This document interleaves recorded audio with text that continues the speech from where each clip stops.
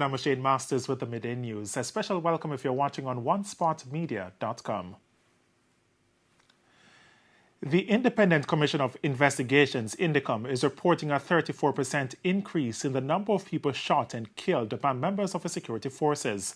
Most of the killings were done by members of the Jamaica Constabulary Force, JCF, who were on operation. Prince Moore has the details. Data revealed by INDECOM show fatal shootings by the security forces continue to be an issue. In its fourth quarter report tabled in Parliament on Tuesday, the investigative body noted that 115 people were killed in 2020 by members of the security forces compared to 86 that were killed in 2019. That's an increase of 29. Of the 115 fatal shootings by the security forces, 102 were done by the police, including 15 by off-duty officers. The other 13 were caused by the JDF and members of the Department of Correctional Services. Meanwhile, INDECOM continues to raise questions about the deadly use of force by members of the security forces and multiple fatalities in a single shooting incident. Of the 126 people who were shot and killed in multiple death encounters over the 4-year period 2017 to 2020, only 81 firearms were recovered from the deceased. However, the absence of firearms among the other 45 killed raises questions. It's why the investigative body is calling for more effective control and discipline in the use of deadly force. In the meantime, INDECOM is again urging the security forces to introduce and implement body-worn cameras to frontline police officers. It says such a move would provide further internal and external oversight and monitoring mechanisms, which would enable greater public accountability and community trust and support of police actions. Prince Moore, TVJ News. Meanwhile, in another report by INDECOM, it has revealed a mixture of positives and negatives at the Rio Cobra Juvenile Correctional Center in St. Catherine. The negatives center around the types of punishment administered to the juveniles. However, there was positive news relating to their educational opportunities and overall care. More from Kimon Witter. INDECOM raised great concern that some wards at the Rio Cobra Juvenile Correctional Center are being treated contrary to international best practice, and aspects of discipline and punishment administered infringe on some basic human rights. The Commission reported that several wards complained that they were locked away on the jail block for minor offences and clothed only in their underwear.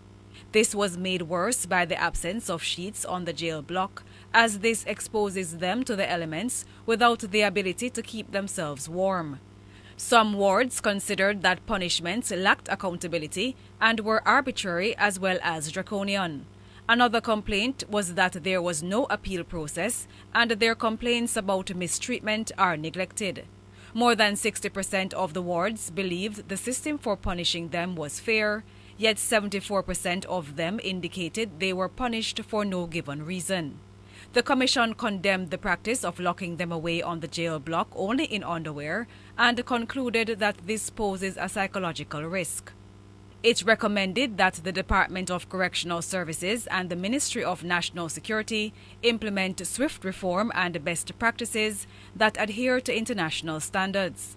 The report was a special inquiry at the Rio Cobra Juvenile Correctional Center based on anonymous reports about ill treatment and allegations of abuse of the wards at the institution. INDECOM attended the facility over 3 days in December last year. The team interviewed the superintendent in charge, as well as 35 of the 40 wards. Calls are growing for more to be done to address the living condition of prisoners in Jamaica. This following a voice note making the rounds on social media from an alleged inmate. Codian Barrett reports. Man claiming to be a prisoner has detailed how the conditions in Jamaica's penal facilities have worsened since the COVID-19 restrictions. In a voice note circulating on social media, the alleged inmate said with the suspension of visits for more than 10 months ago, prisoners have ran out of containers used to relieve themselves.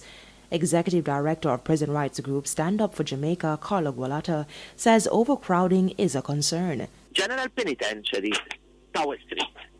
It should be built for 850 people. Usually there are 1,600 people. In the last week, they reached 1,800 people. That means that people are packed up in there like sardines. The prisoner said he had to use items of clothing because bags are scarce. Ms. Gwalata has since expressed concern regarding the matter. People are locked from 2:30 until 10 in the morning, and they have a bucket into the cell.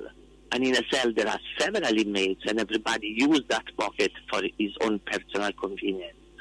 And do you think that's nice? It's the reason Attorney-at-Law John Clark is adamant that the Department of Correctional Services should allow for family members to visit inmates. The prisoners who can't afford to get money because sometimes the family members just can't provide food items, to allow those prisoners to get those visits and to allow those visits to be COVID compliant. If the JCF can do it, I don't know why the DCS cannot do it. What we're having by the DCS is what I would say a disregard of the persons who are detained constitutional right to be visited and communicate with their family members. Kodian Barrett, TVJ News. Industry and Commerce Minister Audley Shaw says efforts are being made to have more private labs testing for COVID-19. It follows recent reports that some health practitioners were carrying out illegal testing for the virus. There's two E's in my hand. One E is eventually, the other E is every day. I like that. I got a choice. Parliament on Tuesday, Industry and Commerce Minister Audley Shaw revealed that the Jamaica National